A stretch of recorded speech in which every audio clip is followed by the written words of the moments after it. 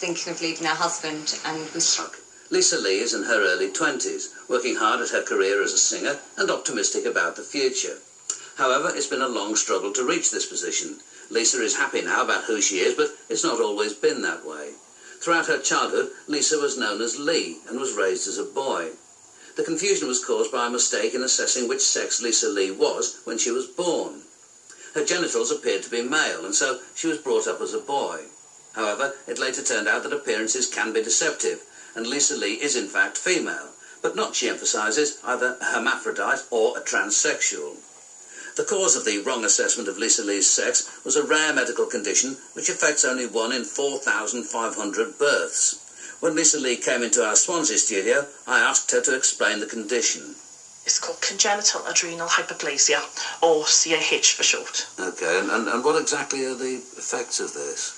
It's an extremely complicated disorder, and it's a family of inherited disorders, things like mixed gender identity, when it's not just males who can be mistaken for females, there's females who can be mistaken for males as well. It can be quite a serious condition because with some babies, the way they detect it is through what they call a salt deficiency within the baby within the first few days of life. And if it's not dealt with properly, the baby, I think, will go into an adrenal crisis, and the baby can die.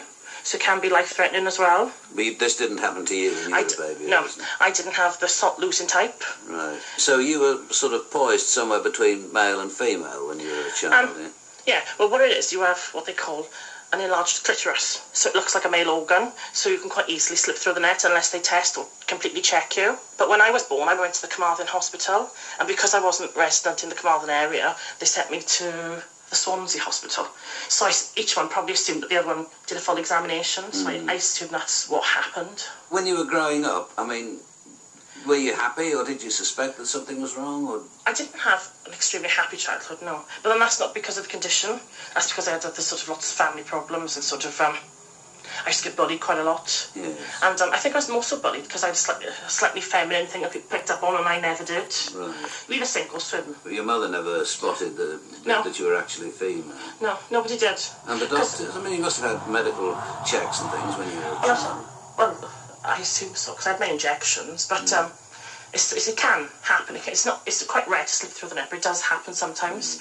I think because this isn't such a well-known condition, doctors themselves don't know much about it themselves. So how did you respond to this bullying? Did you just kind of retreat into a corner and wait for it to end, or did you start getting more aggressive yourself? Well, to start off with, I sort of just used to get very upset, and for years and years I didn't do nothing. I just sort of backed off and left them and sort of concentrated on my music and my writing.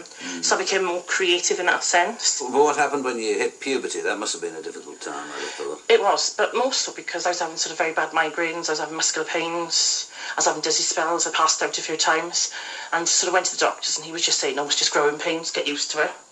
And another time I did start to get very bad depressions as well.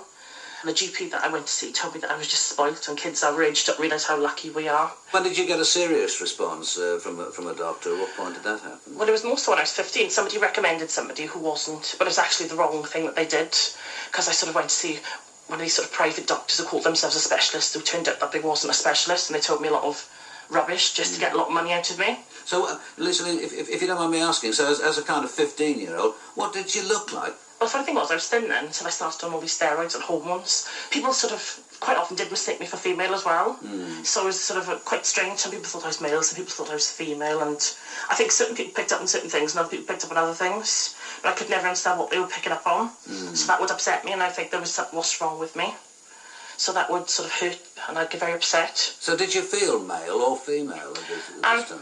Well, I was brought up to believe I was male, so as far as I was concerned, I was male. And you hear all these stories about other sort of transsexuals who sort of say when they were 4 and 5 they felt they were in the wrong gender, and I always thought, well, why would you? But from a very young age I could never understand why people would always say I noticed that when I was younger, because I never did. I didn't take no notice. But what about things like breasts and periods? Well, that all developed later, because when I was 15 I went to see this doctor, and he basically told me I had a rare form of